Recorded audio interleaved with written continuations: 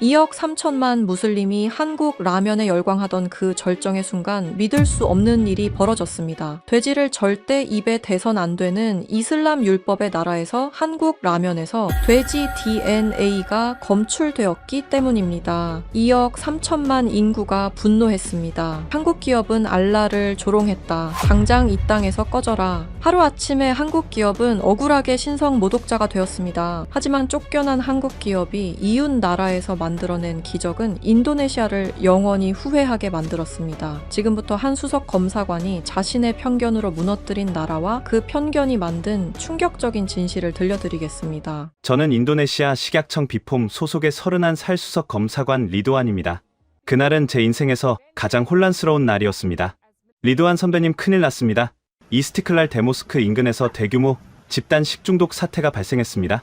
지금 쓰러진 사람만 150명이 넘는다고 합니다. 이스티클랄 모스크라니요. 그곳은 동남아시아 최대 규모를 자랑하는 우리 무슬림들의 심장과도 같은 성소입니다. 신성한 금요 예배를 마치고 나온 순례객들에게 대체 무슨 일이 벌어진 것인지 제 심장이 미친 듯이 뛰기 시작했습니다. 저는 즉시 현장 조사팀을 꾸려 사이렌을 울리며 현장으로 내달렸습니다. 도착한 모스크 앞 광장은 그야말로 아수라장이었습니다. 수십 대의 구급차가 뿜어내는 붉은 경광등 불빛이 번쩍거렸고 곳곳에서 고통의 찬 신음과 비명이 끊이지 않았습니다.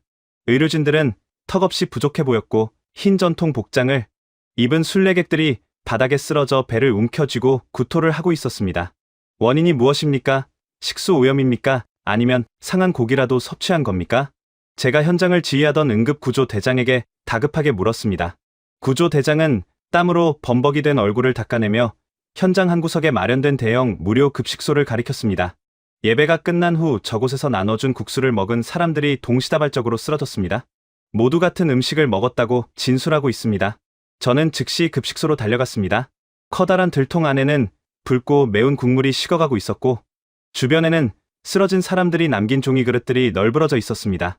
식재료를 보관하는 천막 안으로 들어가자 그곳에는 제게도 너무나 익숙한 빨간색 포장지와 검은색 포장지가 산더미처럼 쌓여 있었습니다. 바로 한국의 농심 신라면, 블랙과 삼양라면이었습니다. 최근 우리 젊은이들 사이에서 엄청난 열풍을 일으키며 불티나게 팔리던 바로 그 한국 라면이었습니다. 그때 들것에 실려가던 70대의 노인 한 분이 떨리는 손으로 제 소매를 강하게 부여잡았습니다. 노인의 이마에는 식은땀이 맺혀 있었고 호흡은 거칠었습니다. 검사관 양반, 그 매운 국수에서 고기 냄새가 났어. 분명히 우리가 절대 먹어서는 안 되는 그 더러운 짐승의 냄새가 났단 말이오. 순간 제 온몸의 피가 차갑게 식는 것 같았습니다. 더러운 짐승. 그것은 돼지를 의미했습니다. 이슬람 율법에서 하람으로 규정된 가장 불결한 금기. 저는 독실한 무슬림 가정에서 태어나 하루 5번의 예배를 단 한 번도 거른 적이 없는 사람입니다. 제게 있어 이슬람 율법에 어긋나지 않는 깨끗한 음식, 즉 할랄을 지키는 일은 단순한 직업을 넘어 제 영혼과 신앙을 지키는 성스러운 의무와도 같았습니다. 그 돼지의 성분이 신성한 모스크 앞에서 순례객들의 입으로 들어갔다는 것은 단순한 식품, 위생 사고를 넘어선 엄청난 종교적 모독이었습니다. 바이오 당장 현장에 있는 모든 라면, 봉지와 국물 샘플을 수거해 중앙연구소로 보내 DNA 정밀 분석을 의뢰해 단 한 점의 오차도 없어야 한다. 저는 끓어오르는 분노를 억누르며 지시했습니다. 그런데 분석을 의뢰하기 위해 수거된 봉지들을 봉투에 담으면서 저는 잠깐 동작을 멈추었습니다. 평소 제가 마트에서 자주 보아왔던 한국 라면, 포장지의 그 매끄럽고 선명한 인쇄 상태와 달리 지금 제 손에 들린 포장지 몇 개의 성분 표기란 글씨가 미세하게 번져 있었고 유통기한 폰트도 어딘가 달라 보였습니다. 하지만 수백 명의 환자가 쓰러진 급박한 현장에서 저는 그 사소한 불일치를 마음속 한구석으로 밀어넣고 분석을 서두르기로 했습니다. 훗날 제가 가장 후회하게 될 그 순간이었습니다. 연구소로 돌아온 저는 뜬 눈으로 밤을 지새웠습니다. 창밖으로 자카르타의 여명이 밝아올 무렵 연구소장 아구스가 굳은 얼굴로 제게 두꺼운 결과 보고서를 내밀었습니다. 그의 손끝이 미세하게 떨리고 있었습니다. 리도한 결과가 나왔네. 믿고 싶지 않지만 자네가 의심한 것이 맞아. 수거된 한국 라면 샘플 4종류 모두에서 뚜렷한 돼지 DNA가 검출되었네. 그 말을 듣는 순간 제 머릿속에서 이성이 끊어지는 소리가 났습니다. 눈앞이 붉게 물드는 것 같았습니다. 어떻게 감히 이럴 수가 있단 말입니까? 세계 최대의 무슬림 국가의 식품을 팔아 막대한 이익을 챙겨가는 한국의 인류. 대기업들이 원가를 아끼겠다고 돼지기름을 몰래 섞어 팔다니요.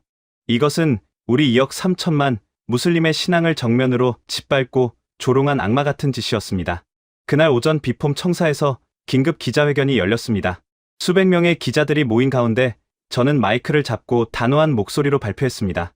인도네시아 식약청 비폼은 현재 시중에 유통되고 있는 한국의 특정 라면 제품들에서 무슬림이 엄격히 금기하는 돼지 DNA가 검출되었음을 공식적으로 확인했습니다. 해당 기업들은 제품 포장의 돼지 성분, 함유 사실을 전혀 표기하지 않고 우리 국민을 기만했습니다. 제 발표가 끝나기가 무섭게 장내는 아수라장이 되었습니다. 카메라 플래시가 폭우처럼 터졌고 기자들의 격앙된 질문이 쏟아졌습니다. 이 충격적인 뉴스는 실시간으로 전국에 타전되었습니다. 반응은 상상을 초월했습니다. 방송과 신문 소셜미디어는 온통 한국 기업을 저주하는 분노의 목소리로 도배되었습니다. 이슬람 최고 의결기구인 무이는 즉각 한국 라면에 대한 전면 보이콧을 선언했습니다. 이것은 단순한 상술이 아니라 이슬람에 대한 테러다. 한국 기업들을 당장 몰아내라. 거리로 쏟아져 나온 수만 명의 시민들이 대형 마트와 편의점으로 몰려가 진열대 위에 놓인 한국 라면을 바닥에 집어 던지고 짓밟았습니다. 자카르타 도심 한복판에서는 성난 군중들이 농심과 삼양의 로고가 박힌 상자들에 불을 질렀습니다. 시뻘건 불길과 함께 타오르는 검은 연기가 하늘을 뒤덮었습니다. 정부의 대응도 신속하고 가혹했습니다. 저는 수석 검사관으로서 책임지고 해당 한국 제품 4종에 대한 수입 허가를 즉각 취소하고 전국에 유통된 전량을 회수하여 폐기하는 작전을 총지휘했습니다. 대형 마트의 진열대에서 빨간색 한국 라면들이 순식간에 자취를 감추었습니다. 저는 압수된 라면 상자들이 소각장으로 향하는 트럭에 실리는 것을 지켜보며 깊은 안도감과 묘한 승리감을 느꼈습니다. 무슬림의 자존심을 지켜냈고 악덕 외국 기업들로부터 우리 국민들의 안전과 신앙을 보호했다는 자부심에 가슴이 벅차올랐습니다. 하지만 그날 밤 텅 빈 사무실에 홀로 남아 압수 기록 대장을 정리하던 저는 처음 현장에서 느꼈던 그 불편한 감각이 다시금 머릿속을 파고드는 것을 느꼈습니다. 현장에서 포장지를 수거하던 순간 분명히 뭔가가 이상했습니다. 저는 책상 위에 덩그러니 놓인 증거물 봉투 속에 포장지를 꺼내 다시 꼼꼼히 들여다보기 시작했습니다. 수백 번도 더 보았던 익숙한 신라면과 삼양라면의 포장지. 그런데 피로에 지친 눈을 비비며 포장지 뒷면의 성분 표기란을 들여다보던 제 시선이 어느 한 곳에 멈춰섰습니다. 언제나 완벽하게 매끄러웠던 한국 제품의 인쇄 상태와 달리 성분 표기에 붉은색 잉크가 아주 미세하게 번져 있었고 유통기한을 찍어내는 폰트의 크기가 제가 알던 정품의 규격과 달랐던 것입니다.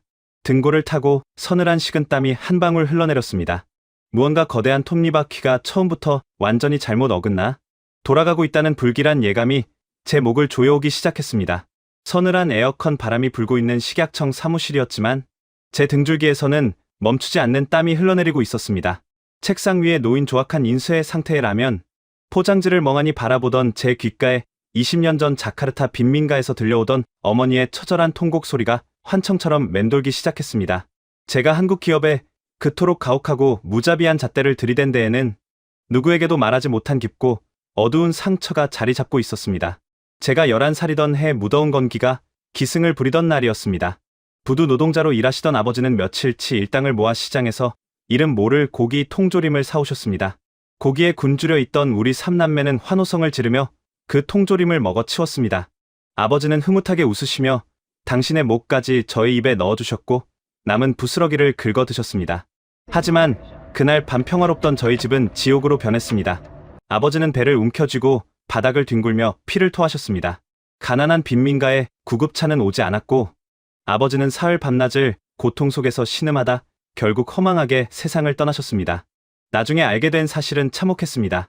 아버지가 사오셨던 통조림은 유통기한이 한참 지나고 출처조차 알 수 없는 불량 육류로 만들어진 쓰레기였습니다. 심지어 원가를 낮추기 위해 무슬림이 절대 먹어서는 안 되는 부패한 돼지, 부산물이 섞여 있었습니다. 이슬람 율법을 철저히 지키며 평생을 선하게 살아오신 아버지가 가장 불결한 음식에 의해 목숨을 잃고 영혼마저 모독당한 것입니다. 아버지의 싸늘한 무덤 앞에서 어린 저는 피눈물을 흘리며 맹세했습니다. 다시는 정체를 알 수 없는 불결한 외국 식품이 우리 인도네시아 무슬림들의 식탁에 오르지 못하게 하겠다고 말입니다. 제가 식품의약청의 검사관이 된 것도 오직 그 맹세 하나 때문이었습니다. 그 과거의 상처가 저를 맹목적인 복수기로 만들었습니다. 저는 한국 라면에서 돼지 DNA가 검출되었다는 보고서를 보자마자 20년 전에 그 부패한 통조림을 떠올렸습니다. 거대하고 탐욕스러운 외국 기업이 원가를 절감하기 위해 우리 무슬림을 기만하고 값싼 돼지기름을 몰래 섞어 팔았다고 확신한 것입니다. 사건 발생 사흘째 되는 날, 저는 끓어오르는 적개심을 품고 농심과 삼양식품의 인도네시아 현지 책임자들을 식약청 조사실로 소환했습니다. 저는 그들이 문을 열고 들어올 때 변명을 늘어놓거나 책임을 회피하려 들 것이라고 예상했습니다. 과거 제가 적발했던 수많은 악덕식품 업자들은 하나같이 눈물을 흘리며 선처를 호소하거나 은밀하게 거액의 뒷돈을 내밀며 사건을 무마하려 했으니까요. 하지만 조사실 문을 열고 들어온 삼양식품의 백승환 법인장과 농심의 권도윤 지사장의 모습은 저의 예상을 완전히 빗나갔습니다. 그들은 구겨짐 하나 없는 완벽하게 정돈된 정장 차림이었습니다. 그들의 얼굴에는 당황한 기색이나 비굴함 대신 무겁고도 깊은 침착함이 서려 있었습니다. 저는 미리 준비해 둔 DNA 검출 보고서를 책상 위로 거치게 내던졌습니다. 당신들의 그 알량한 원가 절감 때문에 2억 3천만 무슬림의 신앙이 짓밟혔습니다. 묻겠습니다. 왜 성분 표기에 돼지 함유 사실을 숨겼습니까? 당신들의 조국 대한민국에서는 소비자를 이런 식으로 기만하도록 가르칩니까? 제 입에서는 날선 가시 같은 말들이 쏟아졌습니다. 당장이라도 멱살을 잡고 싶은 심정이었습니다. 하지만 백승환 법인장은 바닥에 떨어진 보고서를 주워 정성스레 책상 위에 다시 올려놓으며 조용하지만 단호한 목소리로 입을 열었습니다. 검사관님, 저희는 결코 인도네시아 국민들의 신앙을 기만하지 않았습니다.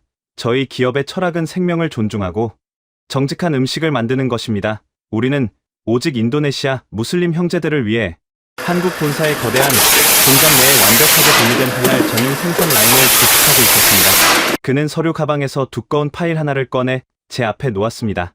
그것은 한국 기업들이 이슬람 율법을 완벽하게 준수하기 위해 수년간 투자해 온 할랄 인증 준비 과정과 철저하게 분리된 생산 설비의 설계도였습니다.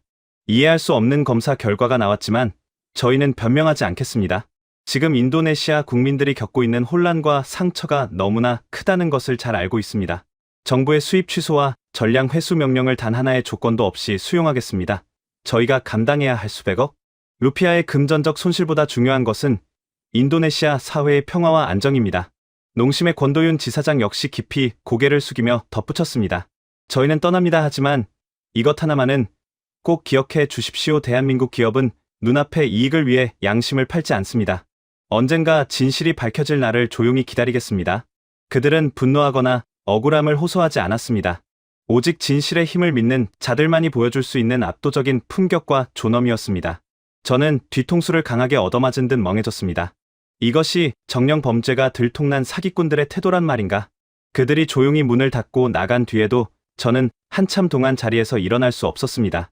제가 정의라고 믿고 휘두른 칼날이 어쩌면 무고한 자들의 심장을 겨누고 있었을지도 모른다는 섬뜩한 두려움이 엄습했습니다. 불길한 예감은 며칠 지나지 않아 참혹한 현실로 나타나기 시작했습니다. 한국 기업들이 철수한 직후 저는 폐기 명령이 제대로 이행되고 있는지 확인하기 위해 삼양식품의 인도네시아 현지 전담 유통업체인 PT 코리누스의 물류센터를 급습했습니다. 저는 그곳에서 탐욕스러운 공범자들의 민낯을 적발해 내겠다고 벼르고 있었습니다. 하지만 물류센터의 거대한 철문을 열고 들어선 순간 제 눈앞에 펼쳐진 광경은 참혹한 지옥 그 자체였습니다. 축구장 2개 크기의 거대한 창고에는 판매가 금지된 붉은색 라면 상자들이 산처럼 쌓여 있었습니다. 그리고 그 상자들 사이사이에서 수백 명의 인도네시아 노동자들이 바닥에 주저앉아 오열하고 있었습니다. 히잡을 쓴 중년의 여성 노동자, 송비아를 눌러 쓴 나이 든 창고 관리인 모두가 저와 같은 독실한 무슬림들이었습니다. PT 코리누스의 대표인 현지인 하산이 붉게 충혈된 눈으로 저에게 다가왔습니다. 검사관님, 도대체 저희가 무슨 죄를 지었습니까? 저희가 유통하는 제품들은 한국에서 정식으로 할랄 인증을 준비 중이던 가장 깨끗한 제품들이었습니다. 하지만 식약청의 발표 이후 폭도들이 저희 매장을 부수고 트럭에 불을 질렀습니다. 매출은 순식간에 30% 아니 절반 이상 증발해버렸습니다. 그의 목소리는 형편없이 떨리고 있었습니다. 단지 한국이라는 꼬리표가 붙어있다는 이유만으로 아무런 문제가 없는 다른 할랄 식품들까지 모조리 반품되고 있습니다. 내일 당장 여기 있는 200명의 우리 무슬림 형제자매들을 길거리로 쫓아내야 합니다. 저기 울고 있는 파티마는 혼자서 새 아이를 키우는 과부입니다. 그녀의 가족은 이제 굶어 죽을 수밖에 없습니다. 이것이 정녕 당신이 원했던 정의입니까? 하산의 절규가 창고 안을 날카롭게 울렸습니다. 제 심장이 덜컥 내려앉았습니다. 한국 기업을 단죄한다고 믿었던 저의 행동이 사실은 수많은 무고한 인도네시아 자국민들의 삶을 파괴하고 있었던 것입니다. 피해는 여기서 끝이 아니었습니다. 농심과 삼양은 라면에 들어가는 파묘와 고추, 밀가루 등 수많은 부원료를 인도네시아 현지 농가들과 직거래로 매입하고 있었습니다.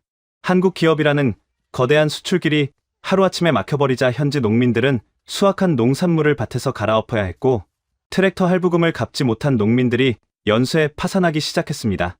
거리로 나앉은 인도네시아 노동자들의 절망적인 눈물을 뒤로 한 채 저는 무거운 발걸음으로 식약청으로 돌아왔습니다.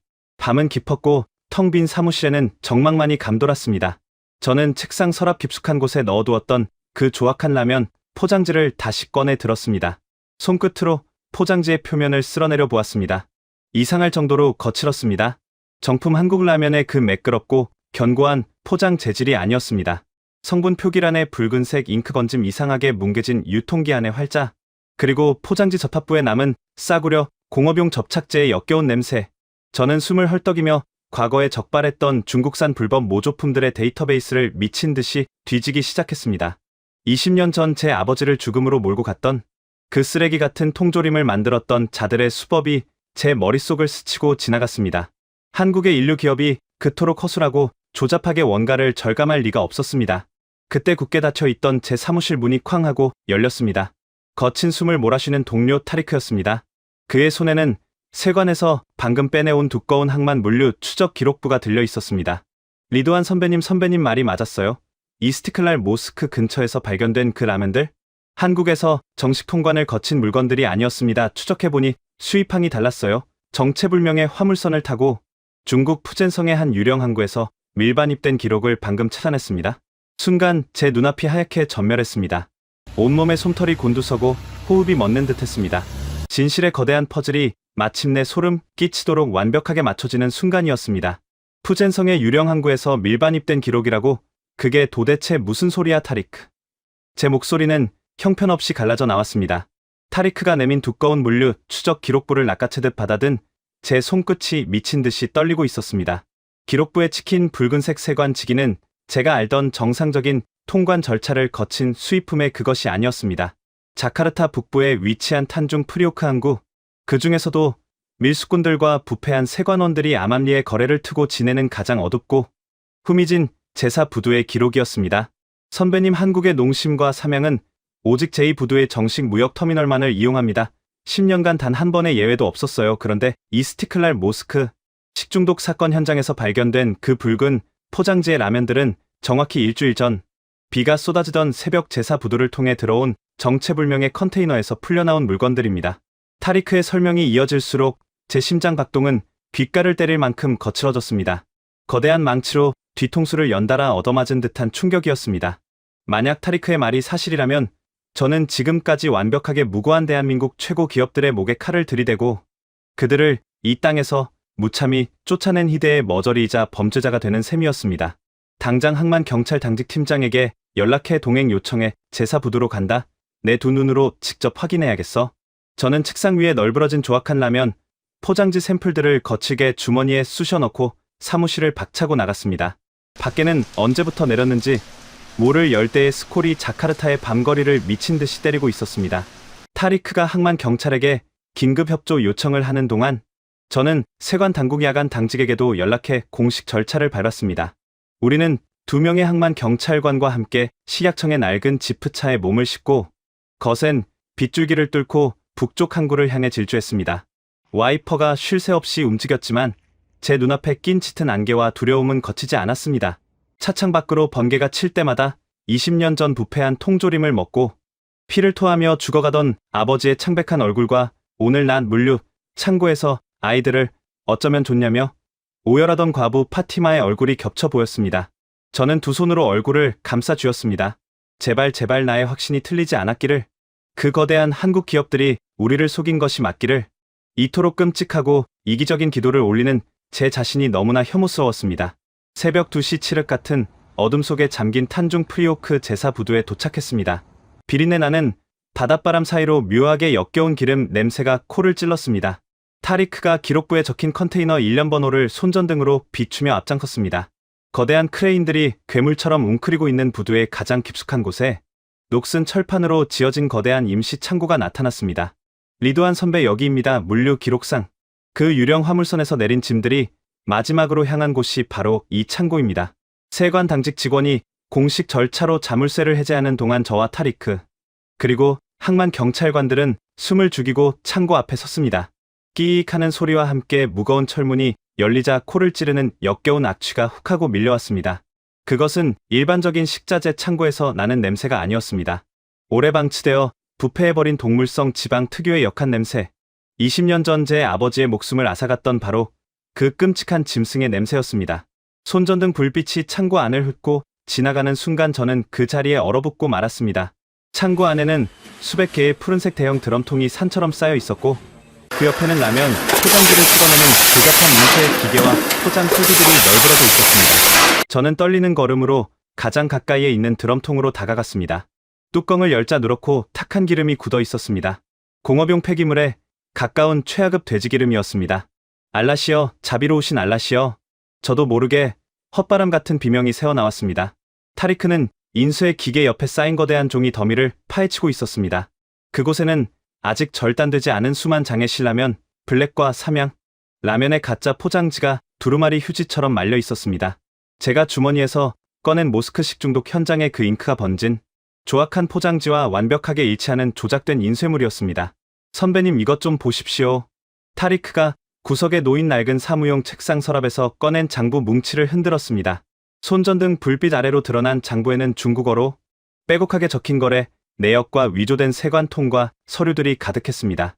중국 푸젠성을 거점으로 활동하는 동남아 최대의 가짜 식품 밀수 조직입니다. 이 악마 같은 놈들이 원가를 한 푼이라도 더 아끼기 위해 폐기 처분해야 할 공업용 돼지기름과 싸구려 밀가루를 섞어 가짜 면을 튀겨낸 겁니다. 그리고 그 쓰레기 같은 덩어리 위에 인도네시아에서 가장 비싸고 불티나게 팔리는 한국 최고급 라면의 껍데기를 씌운 거예요. 타리크의 목소리는 분노로 형편없이 떨리고 있었습니다. 그들은 우리 무슬림의 신앙 따위는 안중에도 없었습니다. 오직 인도네시아인들이 한국 제품이라면 묻지도 따지지도 않고 지갑을 연다는 그 완벽한 신뢰를 악용해서 쓰레기를 황금값에 팔아치운 겁니다. 선배님 진짜 한국 기업들은 농심과 삼양은 이 쓰레기들을 단 한 톨도 만들지 않았습니다. 그들은 철저하게 피해자입니다. 타리크의 말이 제 귓전을 때리는 순간 제 두 다리에 힘이 풀려버렸습니다. 저는 부패한 돼지기름이 흥건하게 흐른 창고의 차가운 시멘트 바닥에 무릎을 꿇고 주저앉았습니다. 시큼하고 역겨운 위액이 목구멍을 타고 올라와 저는 바닥에 토악질을 해댔습니다. 그것은 단순히 역겨운 냄새 때문이 아니었습니다. 제 자신의 끔찍한 오만과 돌이킬 수 없는 죄악이 제 목을 조르고 있었기 때문입니다. 저는 아버지를 죽인 쓰레기 식품으로부터 우리 무슬림 형제들을 지키겠다는 거룩한 신념 하나로 살아왔습니다. 그런데 정작 제가 한 짓은 무엇입니까? 이 땅에서 가장 정직하게 공장을 짓고 우리 국민들에게 최고의 할랄 식품을 제공하기 위해 천문학적인 돈을 투자하며 진심을 다했던 대한민국의 선량한 기업들을 돼지기름을 섞어 파는 악마들로 둔갑시켰습니다. 제가 분노에 눈이 멀어 한국 기업들을 짓밟고 쫓아내는 동안 진짜 악마들인 중국 밀수 조직원들은 어둠 속에서 축배를 들었을 것입니다. 자신들의 가짜 쓰레기가 진짜 명품을 몰아내 주었으니 말입니다. 선배님 일어서십시오. 여기서 이러고 있을 때가 아닙니다. 항만 경찰이 증거를 확보했으니 당장 식약청장님께 보고하고 언론에 이 모든 진실을 밝혀야 합니다. 우리가 쫓아낸 한국 기업들에게 사죄하고 모든 오해를 풀어야 합니다. 그들의 수입허가 취소를 당장 철회해야 한다고요. 타리크가 제 어깨를 거칠게 흔들어 깨웠습니다. 그래야만 했습니다.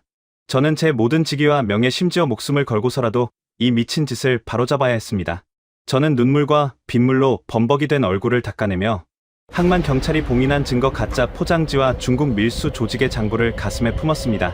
한편 저는 그 창고를 빠져나오는 순간 뒤늦게 마음 한편을 짓누르는 사실 하나를 깨달았습니다. 저와 타리크가 진실을 쫓아 이 부두를 헤매는 바로 그 순간에도 바다 건너 어딘가에서는 우리가 내쫓은 그 기업들을 향한 또 다른 손길이 뻗어오고 있었습니다. 억울하다는 말 한마디 없이 모든 손해를 조용히 떠안고 물러서던 그 사람들 곁으로 말입니다. 우리는 미친 듯이 지프차를 몰아 동이 터오는 자카르타 도심을 질주했습니다. 식약청 본부로 돌아오는 내내 제 머릿속에는 오직 백승환 법인장과 권도윤, 지사장의 마지막 얼굴만이 맴돌았습니다.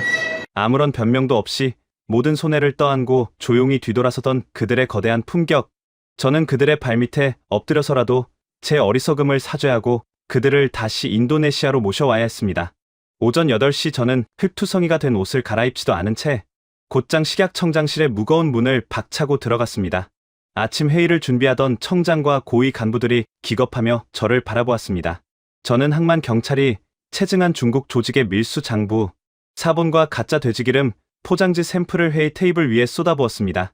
청장님, 우리가 완전히 속았습니다.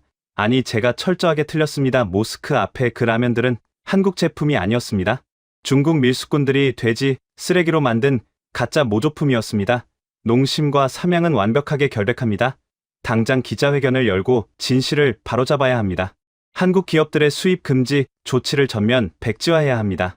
저는 피를 토하듯 절규했습니다. 제 목소리가 회의실 벽을 쩌렁쩌렁 울렸습니다.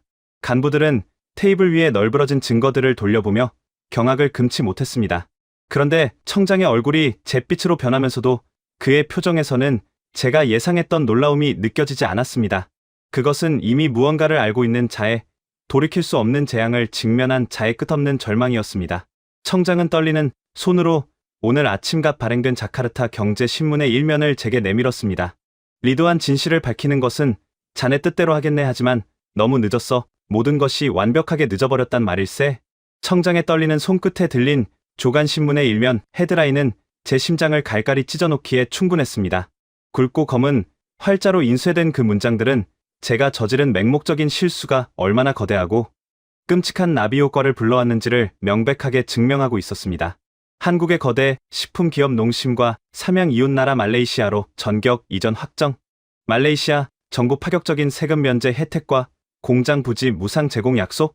기사 아래에는 더 믿기 힘든 사진이 실려 있었습니다.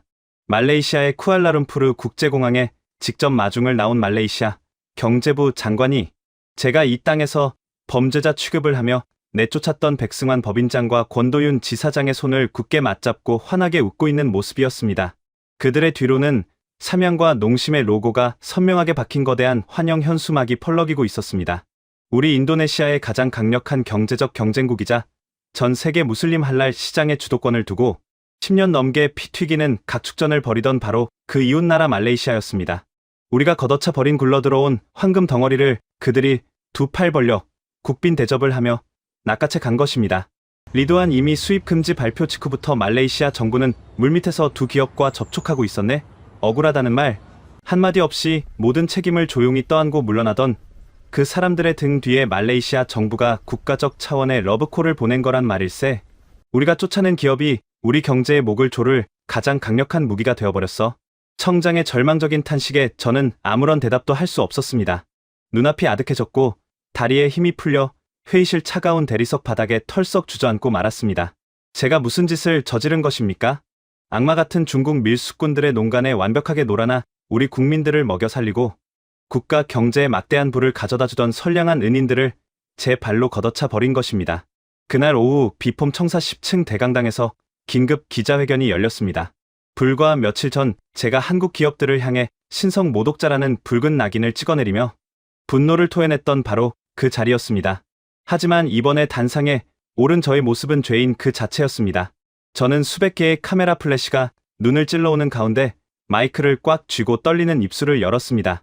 인도네시아 국민 여러분, 저는 비폼 수석 검사관 리드완입니다. 오늘 저는 제 자신에 돌이킬 수 없는 치명적인 실수와 끔찍한 편견이 불러온 참담한 진실을 고백하고자 이 자리에 섰습니다. 모스크 앞 식중독 사건 현장에서 발견된 돼지 DNA 검출 라면은 한국의 농심과 삼양 제품이 아니었습니다. 그것은 우리 이슬람 신앙을 철저히 짓밟고 조롱한 중국 불법 밀수 조직이 공업용 폐기물로 만들어낸 조악한 가짜 쓰레기였습니다. 진짜 한국 기업들은 완벽하게 결백합니다.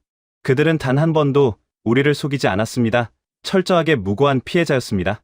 강당 안은 찬물을 끼얹은 듯한 무거운 정적에 휩싸였다가 이내 폭발할 듯한 웅성거림으로 가득 찼습니다. 기자들의 눈빛은 경악으로 물들었고 고지어 분노에 찬 질문들이 빗발치기 시작했습니다. 그렇다면 무고한 외국 기업을 희생양으로 삼아 그 엄청난 경제적 손실을 입히고 강제로 내쫓았다는 말입니까? 이제 그 책임을 도대체 어떻게 질 겁니까? 한 기자의 날카로운 외침이 제 가슴에 비수처럼 꽂혔습니다. 저는 고개를 푹 숙인 채 하염없이 눈물만 흘렸습니다. 제 맹목적인 복수심이 진실의 눈을 가렸고 그 대가는 온전히 인도네시아 국민들이 짊어지게 된 것입니다. 기자회견이 끝난 직후 저는 모든 직무를 정지당했습니다. 경찰은 제가 넘긴 증거를 바탕으로 제사부두를 급습해 중국 밀수 조직원들을 전원 체포했지만 엎질러진 물을 주워 담을 수는 없었습니다. 진실이 밝혀지자 분노의 방향은 한국 기업에서 저와 인도네시아 정부 그리고 세관의 부패를 향해 걷잡을 수 없이 타올랐습니다. 소셜미디어에는 억울하게 쫓겨난 한국 기업들에게 사과해야 한다는 여론이 들불처럼 번졌지만 이미 늦어도 너무 늦어버린 뒤였습니다. 다음날 아침 저는 마치 실성한 사람처럼 차를 몰아 자카르타 외곽에 위치한 삼양식품의 인도네시아 현지 지사 건물로 향했습니다. 어떻게든 그들의 옷자락이라도 붙잡고 무릎을 꿇고 사죄하고 싶었습니다. 제발 다시 돌아와 달라고, 우리 무슬림 형제들을 용서해 달라고 빌고 또 빌어야 했습니다. 하지만 지사 건물에 도착한 저는 다시 한번 무너져 내리고 말았습니다.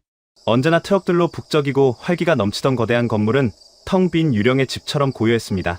정문에 걸려있던 자랑스러운 한국 기업의 간판은 이미 떼어져 나갔고 바닥에는 버려진 서류 뭉치와 쓰레기들만 뒹굴고 있었습니다. 건물 안으로 홀린 듯 걸어 들어간 저는 1층 구석에서 짐을 챙기고 있는 한 현지인 경비원을 만났습니다. 그의 이름은 와유라고 했습니다. 와유는 멍한 눈으로 텅 빈 로비를 바라보며 서 있는 저를 알아보고는 차갑고 적대적인 시선을 던졌습니다. 당신 그 잘난 검사관이군요. 당신이 원하던 대로 한국 사람들은 어젯밤 마지막 비행기로 이 땅을 완전히 떠났습니다. 속이 시원하십니까? 이제 나는 당장 내일부터 새 아이의 밥을 굶기게 생겼는데 말입니다. 그의 입술은 원망으로 파르르 떨리고 있었습니다. 저는 죄인처럼 고개를 숙인 채 기어들어가는 목소리로 물었습니다. 정말 단 한 명도 남아있지 않습니까? 제가 사죄해야 합니다. 제가 모든 것을 오해했습니다. 그분들은 우리 무슬림을 위해 어떤 준비를 하고 있었습니까? 제 물음에 와유는 헛웃음을 지으며 저를 로비 안쪽에 굳게 닫힌 복도로 데려갔습니다. 그가 육중한 나무문을 열어젖히자 제 눈앞에 믿을 수 없는 광경이 펼쳐졌습니다. 그것은 일반적인 사무실이 아니었습니다. 최고급 양탄자가 깔려있고 메카를 향해 정확히 설계된 완벽한 무슬림 전용 기도실이었습니다. 벽면에는 코란의 구절이 아름다운 금빛 아랍어 서체로 새겨져 있었고 몸을 씻을 수 있는 정결한 세족 시설까지 최고급으로 갖춰져 있었습니다. 보십시오. 한국의 지사장님은 우리 인도네시아 직원 200명을 위해 이 엄청난 규모의 기도실을 사비로 지어주셨습니다. 하루 5번의 예배 시간을 완벽하게 보장해 주었고 라마단 금식 기간에는 우리의 건강을 걱정하며 업무 시간을 단축해 주었습니다.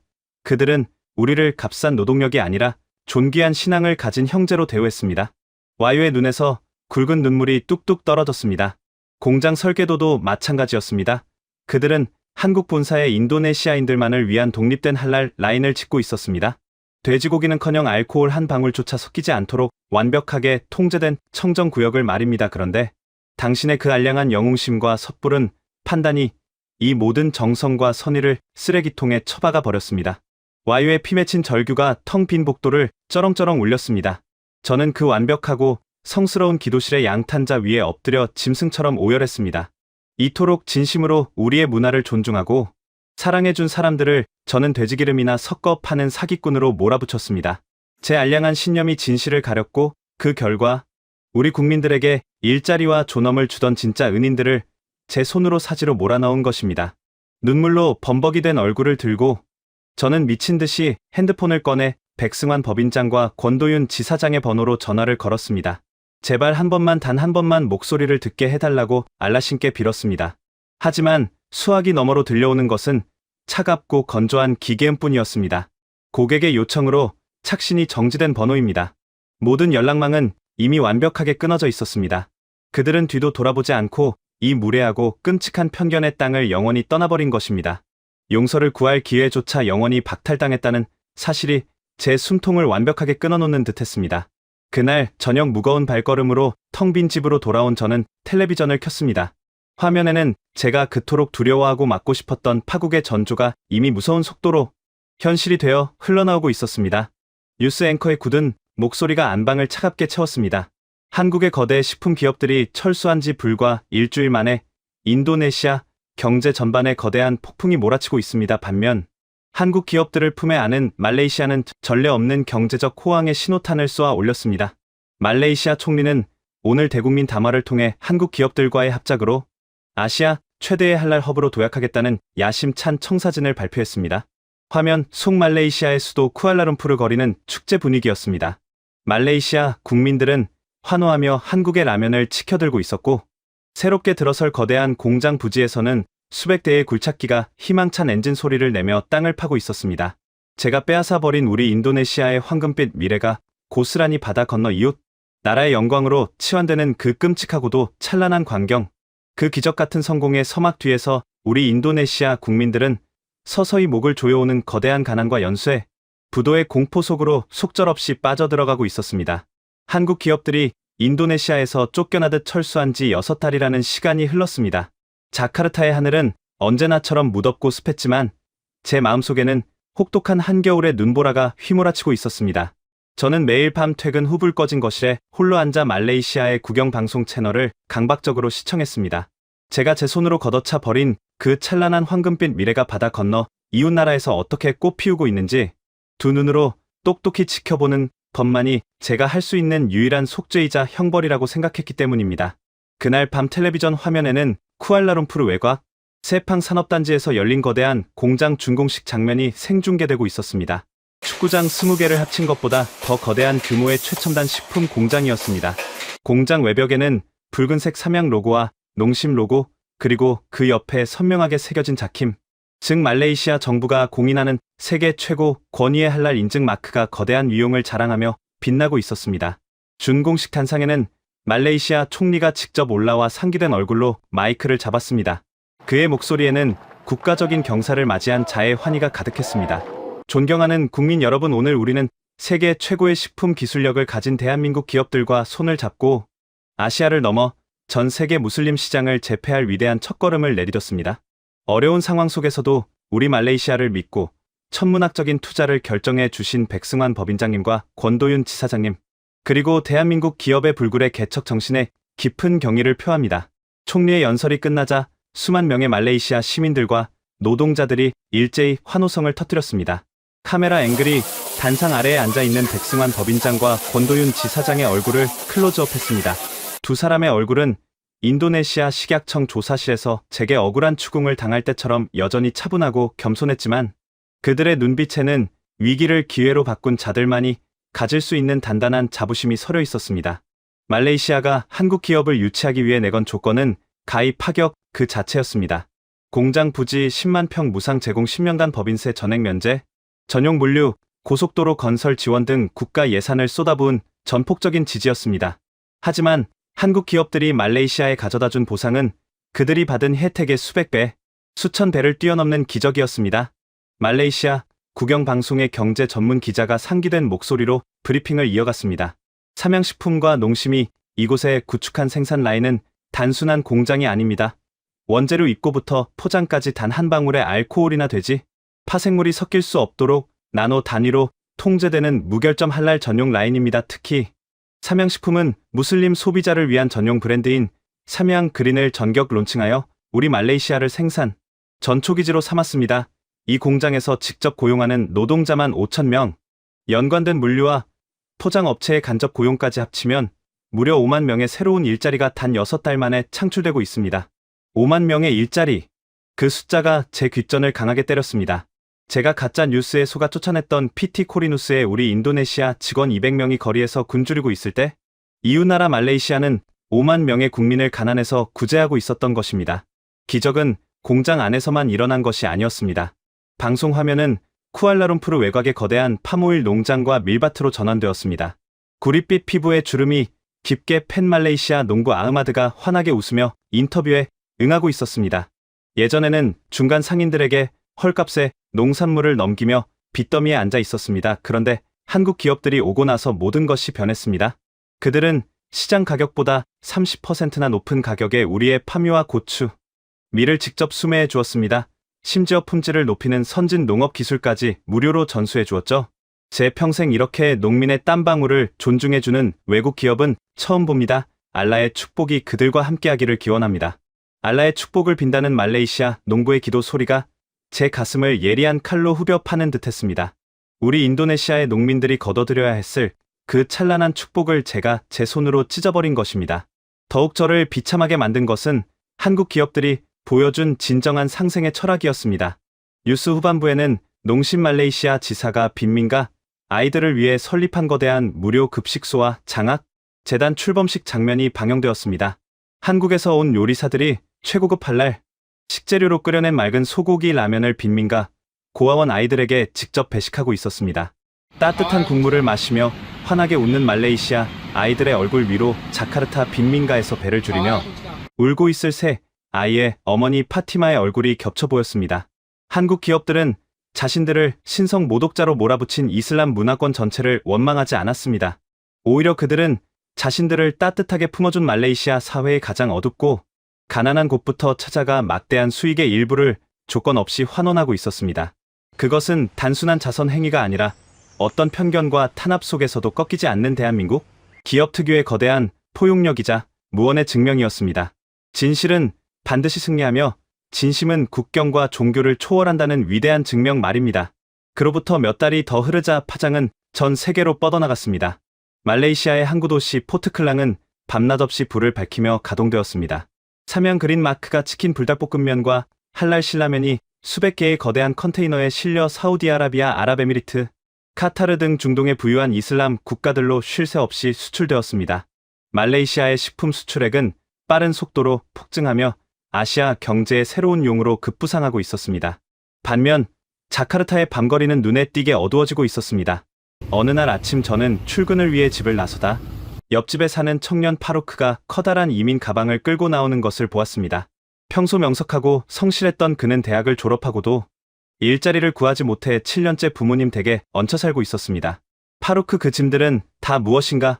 어디 멀리 떠나기라도 하는 건가?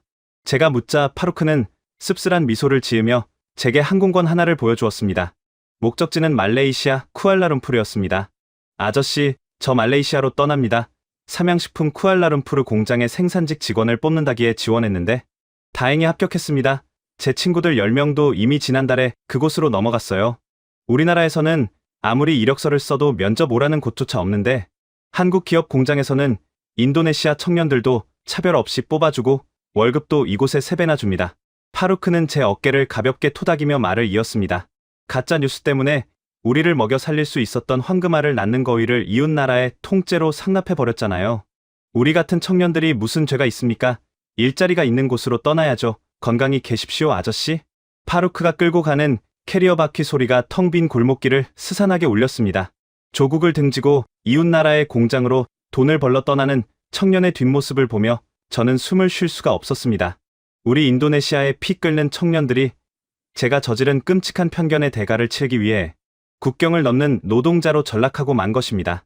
하지만 파루크의 이민은 거대한 재앙의 아주 작은 시작에 불과했습니다. 한국 기업들이 빠져나간 거대한 공백은 서서히 인도네시아 경제 생태계 전체의 숨통을 조여오고 있었습니다. 부두의 낡은 창고에서 시작된 가짜의 저주가 이제는 수만 명의 선량한 시민들을 거리로 내모는 잔혹한 연쇄 부도의 파도로 변해 무서운 속도로 저희 조국을 덮쳐오고 있었습니다. 파루크가 짐을 싸서 조국을 등지고 말레이시아로 떠나던 그 아침의 스산한 공기는 거대한 국가적 재앙을 알리는 아주 작은 전조에 불과했습니다. 한국의 인류식품 기업들이 철수한 지 1년이 채 지나지 않아 인도네시아 경제 전반에는 상상조차 하지 못했던 끔찍한 연쇄 붕괴의 쓰나미가 덮치기 시작했습니다. 제가 맹목적인 신앙과 편견으로 쏘아 올린 작고 어리석은 불씨가 수백만 명의 생계를 태워버리는 거대한 지옥불로 변해버린 것입니다. 가장 먼저 비명이 터져 나온 곳은 인도네시아 전역에 거미줄처럼 퍼져 있던 1차 산업 현장이었습니다. 저는 사태의 심각성을 직접 두 눈으로 확인하기 위해 자바섬 동부에 위치한 수라바야의 거대한 고추 농장 지대를 찾아갔습니다.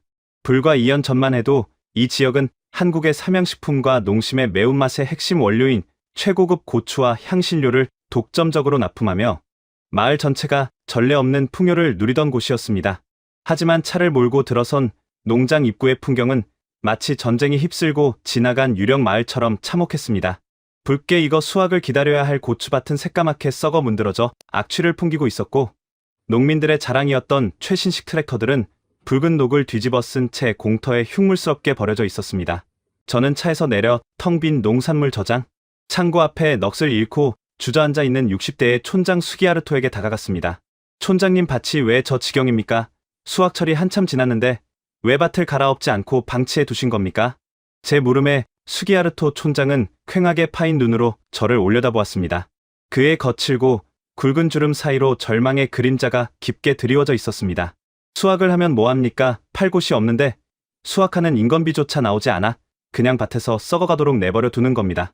한국의 농심과 삼양은 우리 마을의 구세주였습니다. 그들은 우리 고추의 품질을 최고로 인정해 주었고 땀 흘린 대가를 시장 가격보다 20%나 더 쳐서 현금으로 바로바로 결제해 주었지요. 우리는 그 돈으로 아이들을 대학에 보내고 병든 노모의 약값을 댔습니다. 촌장의 갈라진 목소리가 빈 창고를 공허하게 울렸습니다. 한국 기업들이 떠난 후 이 마을 농가 500가구가 줄도산했습니다. 그나마 남은 거래처라고 나타난 이들은 우리 고추를 쓰레기 취급하며 예전 가격의 4분의 1도 안 되는 터무니없는 헐값을 불렀습니다. 조금만 상처가 나도 전량 폐기 처분하겠다며 협박을 일삼았죠. 은행 대출을 받아 건조장과 위생시설을 지었던 젊은 농부 3명은 빚 독촉을 견디지 못하고 지난달 스스로 목숨을 끊었습니다. 이게 다 그놈의 가짜 뉴스 때문입니다. 우리를 살려주던 진짜 은인들을 쫓아낸 그 머저리 같은 정부와 식약청 놈들 말입니다. 수기야르토 촌장의 피를 토하는 듯한 원망이 제 심장을 예리한 창으로 관통했습니다. 스스로 목숨을 끊은 3명의 젊은 농부들. 그들의 죽음은 명백히 저의 무지하고 편협한 정의감이 만들어낸 살인이었습니다. 저는 죄인처럼 고개를 숙인 채 도망치듯 수라바야의 농장을 빠져나와야 했습니다. 그러나 비극은 1차 산업에서 멈추지 않았습니다. 한국 라면 산업을 중심으로 성장해온 관련 공급망이 무너지자 그 여파는 수도 자카르타 외곽의 거대한 산업단지들을 향해 도미노처럼 번져갔습니다. 저는 브카시 공단에 위치한 대형 포장재 인쇄 공장을 찾았습니다. 이곳은 과거 신라면과 삼양라면의 한랄 전용 포장재를 생산하기 위해 200억 루피아라는 거액을 들여 최신 인쇄 설비를 들여놓았던 곳이었습니다. 뿐만 아니라 인근의 잉크 납품 업체, 종이 공장 접착제 회사들까지 한국 라면 산업에 의존해 설비를 확충하고 일손을 늘려온 터였습니다. 공장 문을 열고 들어가자 귀를 때리던 기계의 굉음은 온데간데 없고 무거운 정막만이 흐르고 있었습니다. 거대한 인쇄 기계들에는 압류를 뜻하는 붉은색 딱지가 덕지덕지 붙어 있었고 텅 빈 공장 바닥에는 먼지만 뒹굴고 있었습니다.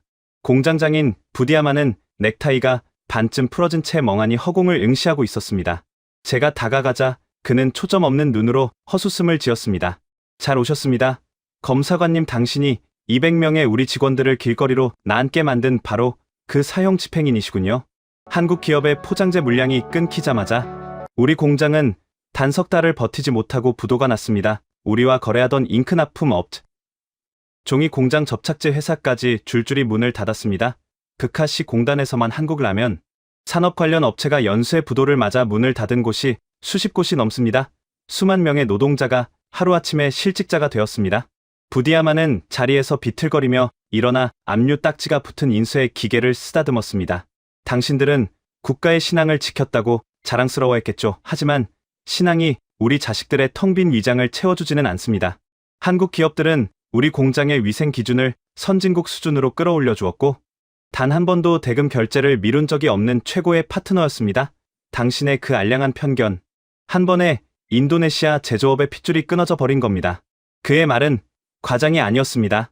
한국 기업을 중심으로 촘촘하게 짜여 있던 협력, 업체 생태계가 붕괴되면서 인도네시아 경제 성장률은 눈에 띄게 곤두박질치기 시작했습니다. 식자재 포장 물류 유통 광고에 이르기까지 한국 라면 열풍에 기대어 폭발적으로 성장하던 연관 산업 전체가 치명적인 타격을 입었습니다. 경제 전문가들은 텔레비전에 나와 입을 모아 탄식했습니다. 한국 기업 철수로 인한 직간접적인 경제 손실이 무려 10조 루피아에 달하며 이 끔찍한 연쇄 부도의 늪에서 빠져나오려면 최소 10년의 시간이 걸릴 것이라고 말입니다. 더욱 뼈아픈 현실은 시장 한복판에서 벌어지고 있었습니다. 진짜 한국 기업들이 떠난 빈자리를 차지한 것은 다름 아닌 이 사태의 원흉인 중국의 저가 모조품들이었습니다. 그들은 버젓이 포장지만 살짝 바꾼 채 싸구려 자짜 라면들을 마트 진열대에 쏟아냈습니다. 하지만 인도네시아 소비자들은 바보가 아니었습니다. 한번 한국의 쫄깃하고 깊은 매운맛과 완벽한 품질을 경험한 소비자들의 입맛에 공업용 기름 냄새가 나는 조악한 가짜 면발이 맞을 리 만무했습니다. 소비자들은 마트 진열대에 쌓인 모조품들을 철저히 외면했습니다. 대신 상상조차 하지 못했던 기이한 현상이 인도네시아 전역을 휩쓸기 시작했습니다. 바로 이웃나라 말레이시아에서 생산된 삼양 그린과 할랄 신라면이 밀수꾼들의 배를 타고 암시장으로 쏟아져 들어오기 시작한 것입니다. 자카르타의 뒷골목 재래시장에서는 밤마다 은밀한 거래가 이루어졌습니다. 정상 가격의 10배, 20배가 넘는 터무니없는 프리미엄이 붙었지만 말레이시아의 완벽한 할랄 인증 마크가 찍힌 진짜 한국 라면을 구하려는 사람들의 줄은 끝이 보이지 않을 정도로 길게 늘어섰습니다. 20만 루피아를 줘도 아깝지 않아 조잡한 쓰레기를 먹느니 차라리 돈을 더 주고서라도 말레이시아에서 온 진짜 한국 라면을 먹겠어. 암시장에서 만난 한 젊은 대학생의 외침이었습니다. 우리 정부가 막아선 국경의 장벽은 소비자들의 간절한 열망 앞에서 아무런 소용이 없었습니다. 국부는 무서운 속도로 이웃나라 말레이시아를 향해 빠져나가고 있었고, 우리는 그들이 만들어낸 제품을 수십 배의 웃돈을 주고 밀수입해 먹는 비참한 처지로 전락하고 말았습니다. 이 모든 참담한 현실을 마주한 인도네시아 국민들의 분노는 마침내 그 방향을 완전히 틀었습니다. 1년 전 한국 기업의 로고를 불태우며 거리를 행진하던 군중들은 이제 식약청 본부와 정보청사 앞으로 몰려들기 시작했습니다. 이번에는 그들의 손에 붉은색 한국 라면 봉지가 아니라 저 리드완과 무능한 정부 관료들의 사진에 X자를 그은 피켓이 들려 있었습니다. 우리에게 진짜 라면을 돌려달라. 가짜 뉴스로 무고한 기업을 내쫓고 우리 경제를 파탄낸 무능한 관료들을 파면하라. 성난 군중들의 함성이 식약청 청사의 유리창을 덜컹거리게 만들었습니다. 경찰의 바리케이드는 분노한 실직자들과 농민들의 밀어붙임에 금방이라도 무너질 듯 위태로웠습니다. 저는 굳게 닫힌 제 사무실 창문 너머로 거리를 가득 메운 수만 명의 시위대를 멍하니 내려다보았습니다. 그들 중에는 수라바야에서 빚더미에 앉은 농부들도 있었고 브카시 공단에서 일자리를 잃은 노동자들도 섞여 있었습니다. 제가 지키고자 했던 이 땅의 무슬림 형제자매들이 저주와 원망의 화살을 정확히 저희 심장을 향해 당기고 있었습니다. 텔레비전 뉴스에서는 앵커가 격앙된 목소리로 인도네시아 정부의 무능을 질타하고 있었습니다. 이제 변명할 시간은 끝났습니다. 이웃나라 말레이시아가 한국 기업과 손잡고 아시아의 경제 대국으로 비상하는 동안 우리는 수만 개의 일자리를 잃고 암시장에서 밀수품이나 사먹는 국제적 조롱거리로 전락했습니다. 편견과 아집으로 똘똘 뭉친 한 명의 검사관과 그것을 맹신한 정부의 성급한 판단이 돌이킬 수 없는 국가적 재앙을 불러왔습니다. 정부는 당장 쫓겨난 한국 기업들에게 고개 숙여 사죄하고 그들을 다시 모셔올 특단의 대책을 내놓아야 합니다. 더 이상 숨을 곳이 없었습니다. 책임을 회피하거나 조용히 사직서를 내고 고향으로 숨어드는 비겁한 짓 따위로는 이 거대한 재앙을 멈출 수 없었습니다. 무너져가는 농가 도산하는 공장 국경을 넘는 청년들, 그리고 분노로 들끓는 텅 빈 거리. 이 모든 지옥의 문을 연 것은 바로 저 리드완이었습니다. 저는 떨리는 손으로 책상 위에 놓인 두꺼운 사직서, 봉투를 움켜쥐었습니다. 하지만 사직서를 제출하는 것만으로는 이 참혹한 죗값을 씻어낼 수 없다는 것을 누구보다 잘 알고 있었습니다. 제가 살려내야 할 것은 제 알량한 명예가 아니라 억울하게 신성 모독자로 낙인 찍혀 이 땅에서 쫓겨난 그 거대한 기업들의 짓밟힌 존엄이자 죽어가는 우리 인도네시아 국민들의 밥줄이었습니다. 눈물이 턱을 타고 뚝뚝 떨어져 사직서 봉투를 젖혔습니다. 저는 깊은 심호흡을 하며 결심했습니다. 식약청의 작은 사무실에서 기자회견문을 읽는 얄팍한 사과로는 굳게 닫힌 그들의 마음을 열 수 없었습니다. 오직 진심만이 피투성이가 된 이 오해의 벽을 허물 수 있었습니다. 저는 서랍에서 먼지 쌓인 여권을 꺼내 들었습니다. 청장에게 개인 자격의 사죄 방문임을 고하자 청장은 말없이 고개를 끄덕였습니다. 목적지는 단 한 곳 아시아 대륙을 가로질러 그들이 묵묵히 버티고 서 있는 본사가 있는 곳 대한민국 서울이었습니다. 거대한 편견과 맞서 싸우다 상처 입고 떠나버린 그 위대한 기업들의 심장부로 들어가 제 모든 자존심과 신앙을 걸고 그들 앞에 무릎을 꿇어야 할 시간이 다가오고 있었습니다. 자카르타를 떠나 7,000km를 날아온 비행기가 대한민국 서울의 인천국제공항에 무거운 바퀴를 내렸습니다. 비행기에서 내리자마자 제 뺨을 때린 것은 인도네시아에서는 단 한 번도 경험해보지 못한 매섭고 차가운 겨울바람이었습니다. 옷깃을 파고드는 그 날카로운 추위는 마치 제가 지은 거대한 죄악이 제 온몸을 찌르는 듯한 고통과도 같았습니다. 제 낡은 서류 가방 안에는 식약청에 제출한 사직서, 사본과 중국 밀수 조직의 위조 장부, 그리고 가짜 돼지기름 라면의 포장지가 무겁게 담겨 있었습니다. 도심으로 들어서는 버스 창밖으로 거대하고 눈부신 서울의 풍경이 스쳐 지나갔습니다. 수많은 고층 빌딩과 활기찬 사람들의 모습을 보며 저는 다시 한번 제 자신이 한없이 작고 초라하게 느껴졌습니다. 이토록 눈부신 발전과 저력을 가진 나라의 기업들을 저는 그 알량한 편견 하나로 쓰레기 취급하며 쫓아냈던 것입니다. 오전 10시 저는 웅장한 유리 외벽으로 둘러싸인 삼양식품 본사 건물 앞에 섰습니다. 로비로 들어서는 제 발걸음은 마치 도살장으로 끌려가는 짐승처럼 무겁고 두려웠습니다. 안내데스크에 다가가 떨리는 목소리로 제 신분을 밝혔습니다. 인도네시아 식약청의 리도안 검사관이라고. 어쩌면 문전박대를 당하거나 경비원들에게 끌려나갈지도 모른다는 공포가 제 목을 조여왔습니다. 하지만 안내 직원은 놀란 기색 없이 정중하게 고개를 숙이며 저를 최고층의 임원 회의실로 안내했습니다. 마치 제가 찾아올 것을 오래전부터 알고 있었다는 듯한 차분한 응대였습니다. 육중한 회의실 문이 열리고 저는 숨을 멈췄습니다. 넓은 대리석 테이블 너머로 창밖에 햇살을 등지고 서 있는 세 사람의 실루엣이 보였습니다. 바로 1년 전 자카르타의 비폼 조사실에서 제가 범죄자 취급을 하며 윽박질렀던 삼양식품의 백승환 법인장과 농심의 권도윤 지사장, 그리고 백발이 성성한 그룹의 최고 경영자 송태성 회장이었습니다.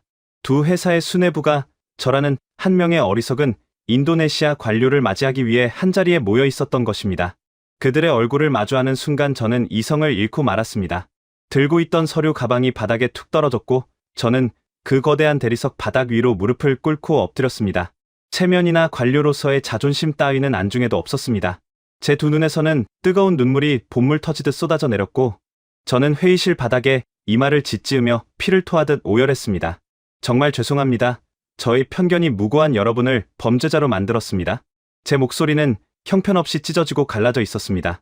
20년 전 부패한 가짜 음식의 아버지를 잃었던 제 개인적인 분노와 상처가 제 눈을 완벽하게 가렸습니다. 모스크 앞의 그 라면들은 당신들이 만든 것이 아니었습니다. 악랄한 중국 밀수꾼들이 돼지기름을 섞어 만든 가짜 쓰레기들이었습니다. 당신들은 우리 인도네시아 무슬림을 위해 완벽한 할랄 라인을 짓고 기도실까지 마련해 주었는데 저는 그 고귀한 진심을 짓밟고 찢어버렸습니다. 저를 죽여주십시오. 제가 우리 국민들의 밥줄을 끊어놓고 당신들의 명예를 시궁창에 처박았습니다. 통역을 거쳐 제 절규가 회의실에 울려 퍼지는 동안 어떤 질책이나 분노의 목소리도 들려오지 않았습니다. 그저 무거운 침묵만이 흘렀습니다. 얼마나 오랫동안 바닥에 엎드려 울었을까. 누군가의 따뜻하고 두툼한 손이 제 어깨를 부드럽게 감싸 주었습니다. 깜짝 놀라 고개를 들어보니 백발의 송태성 회장이 제 눈높이에 맞춰 바닥에 한쪽 무릎을 꿇고 앉아 있었습니다. 거대한 글로벌 기업의 총수가 저 같은 죄인과 눈을 맞추기 위해 스스로 몸을 낮춘 것입니다. 회장은 주머니에서 하얀 손수건을 꺼내 흙먼지와 눈물로 범벅이 된 제 얼굴을 직접 닦아주었습니다. 그의 눈빛에는 원망이나 분노가 아닌 깊은 연민과 바다 같은 포용력이 담겨 있었습니다. 일어나십시오. 리도안 검사관님, 무릎을 꿇고 울어야 할 일은 이미 다 지나갔습니다. 회장의 낮고 온화한 목소리가 통역사를 통해 제 귓가에 닿았습니다. 과거는 과거일 뿐입니다. 우리는 이미 인도네시아 정부의 공식 발표를 통해 모든 진실을 알고 있었습니다. 가짜 제품의 아버지를 잃으셨다니 그 상처가 얼마나 크셨겠습니까? 검사관님으로서 국민의 밥상을 지키고자 했던 그 절박한 마음을 우리는 탓하지 않습니다. 중요한 건 누가 실수를 했느냐가 아니라 앞으로 서로를 이해하려는 그 진실한 마음 아니겠습니까? 당신이 수천 킬로미터를 날아와 흘린 이 뜨거운 눈물만으로도 우리는 이미 모든 상처를 보상받았습니다. 회장의 곁에 서 있던 백승환 법인장도 저를 향해 따뜻한 미소를 지으며 다가왔습니다. 1년 전 조사실에서 그토록 냉혹한 추궁을 당하면서도 침착함을 잃지 않았던 바로 그 미소였습니다. 리도안 검사관님, 말레이시아에서의 성공도 기쁘지만 우리 가슴 한편에는 늘 아쉬움이 남아 있었습니다. 인도네시아는 여전히 우리가 가장 사랑하고 아끼는 시장입니다. 그곳에 남겨두고 온 우리 인도네시아 직원들의 눈물을 단 하루도 잊은 적이 없습니다. 언젠가 다시 함께할 날을 기다리겠습니다. 모든 오해가 풀렸으니 이제 끊어졌던 다리를 다시 이으면 됩니다. 농심의 권도윤 지사장 역시 묵묵히 고개를 끄덕이며 제 두 손을 따뜻하게 맞잡아 주었습니다. 그들의 손길은 차갑게 얼어붙었던 제 영혼을 녹여내리는 거대한 용광로와 같았습니다. 억울하게 쫓겨나 막대한 손해를 입었던 피해자들이 오히려 가해자인 저를 위로하고 품어주고 있었습니다. 저는 그들의 품에 안겨 어린아이처럼 엉엉 소리 내어 울었습니다. 그때 저는 비로소 진정한 할랄의 의미를 깨달았습니다. 할랄이란 단순히 율법에 적힌 금기 음식의 목록을 달달 외우고 누군가를 의심하고 정죄하는 날 선 칼날이 아니었습니다. 진정한 할랄 즉 신이 허락한 가장 순수하고 깨끗한 상태란 바로 이 한국 기업들이 보여준 마음이었습니다. 억울한 오해 속에서도 묵묵히 진실을 믿고 인내하며 원수조차 따뜻하게 끌어안아주는 이 위대한 용서와 상생의 철학. 그것이야말로 세상에서 가장 성스럽고 흠결 없는 진정한 율법의 완성이었습니다. 회의실 창밖으로 비치던 차가운 겨울 햇살이 어느새 따뜻한 금빛으로 변해 우리를 비추고 있었습니다. 저는 젖은 얼굴을 닦아내며 떨리는 목소리로 약속했습니다. 제가 파괴해버린 그 굳건했던 신뢰의 탑을 제 남은 평생을 바쳐 다시 쌓아 올리겠다고 말입니다.